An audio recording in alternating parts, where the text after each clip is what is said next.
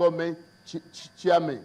That means that the Emir of Kano or the Oba of Lagos will earn perhaps a higher salary because of the economy of Lagos or economy of Kano, whereas another Oba of a local government area will perhaps get maybe 10% of what a Kano Emir is getting, of what a Lagos Oba is getting. That's what I'm trying to say. Of course, they have a role, but I'm saying that their value is somehow overrated. Is somehow overrated to the progress of our country. Okay. Now, seeing that these people are there, we have the aged, so to speak.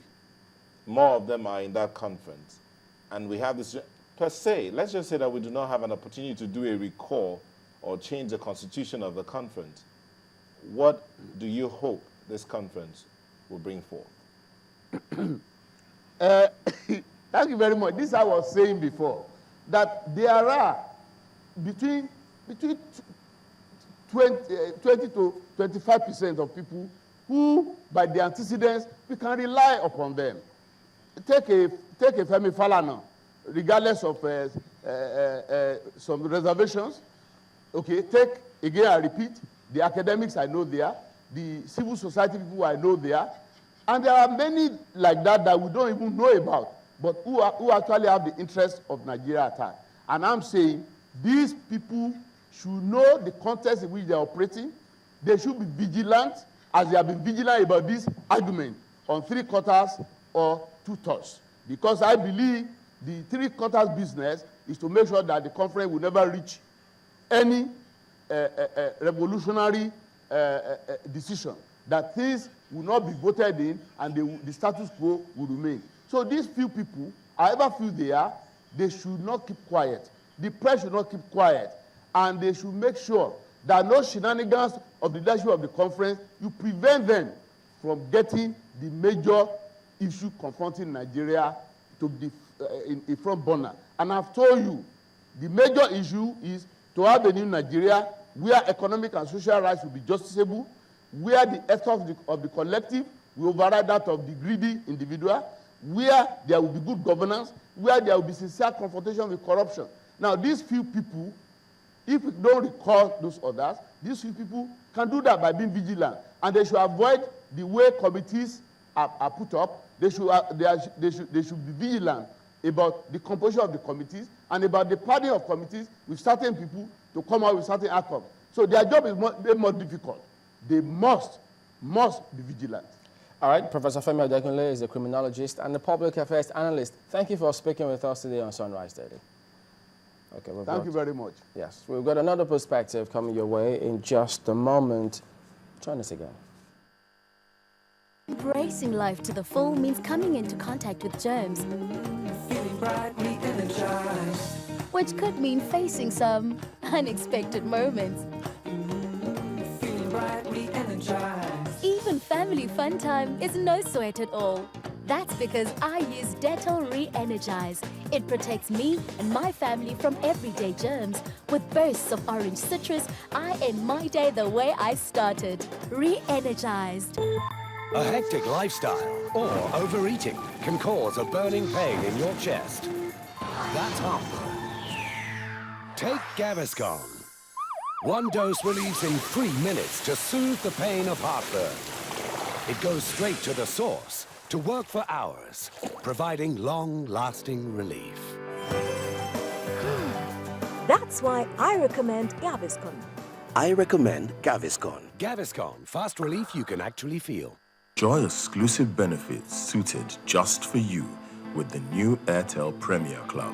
When you're on our Premier roaming bundles, you will enjoy free incoming calls and reduced call rate to more than 25 countries anytime. You can also enjoy 25 to 45% discount on room rates in select hotels like Eco Hotel and Southern Sun, a 10% discount on showroom prices for BMW and Mini vehicles, and 10% discount on all Puma products. Dial 2020 or 0802 150 2020 for more information. It's Airtel Premier exclusively for you. Come alive with Airtel. Ah, Chioma, where you happy? See, I'm here now. Now this small happy, you want to compare my correct detergent and bleach concussion. Ha. Challenge? See as happy thickness, tanda gidigba for the toilet. No shaking. See in ogbonge cleaning power. And happy, they kill all the germs. It go even kill all the nyama germs. This happy pack may be small, but it dey last. So, make una follow join, take the happy challenge. Happy, expert power for your toilet.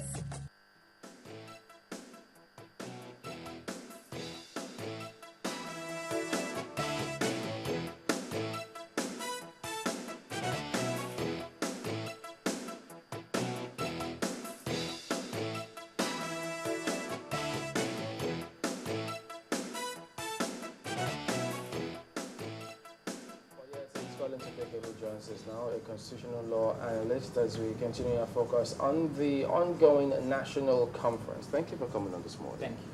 Well, the last time out, you had your reservations and your views about this, but as it is now, it started. What do you think?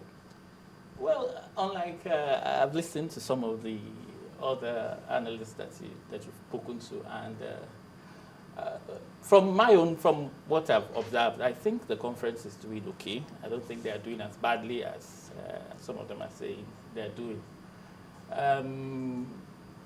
You have 492 people. You put them in one room, and you want them to come up with ideas as to how to move the country forward. Of course, they are coming from with different backgrounds, orientation. They have, they have their different experiences. So it's expected that there will be conflicts, disagreements, fears, worries, and I think the secretariat of the conference they are doing their best to see how to resolve these differences. Did they reflect the view of the Constitution now, of the 492 members? Was it what you wanted? I've always had my issues with the composition. I've always had my issues. I think that the selection process wasn't very, it wasn't so transparent and had its issues. But in the whole, we've seen the members of the conference, and I think the best thing is to get them to do the right things. But then there are those who have spoken about the representation. Yes. Of generational representation. Yes, I agree completely with them. I think there's something wrong with having old people represent a country that is now populated by more young people. It doesn't make sense, And also, if you take into consideration the fact that some of these old people have ideas that that they've concretized, and that's going to be very difficult for them to change.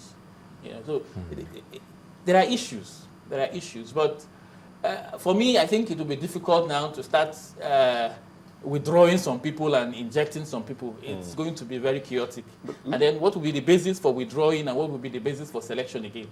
Let's look at it. There are this is some school of thought think that the youth have been starved of quality education, quality training, quality upbringing. Now, given that they've been starved for decades, do they have what it takes? That's the school of thought. Do they have what it will take to bring about a change at the national conference? Do they have what it will take to articulate the future, for lack of a better word, the future of this country?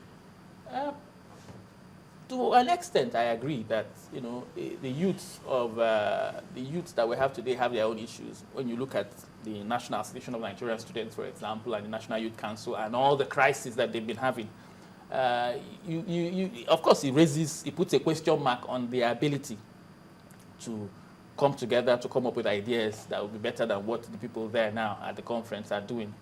But I still think that it was only fair that we have more of the youth, since they have a greater stake. Also knowing that the youth population is beyond the National Association of Nigerian Students. I know.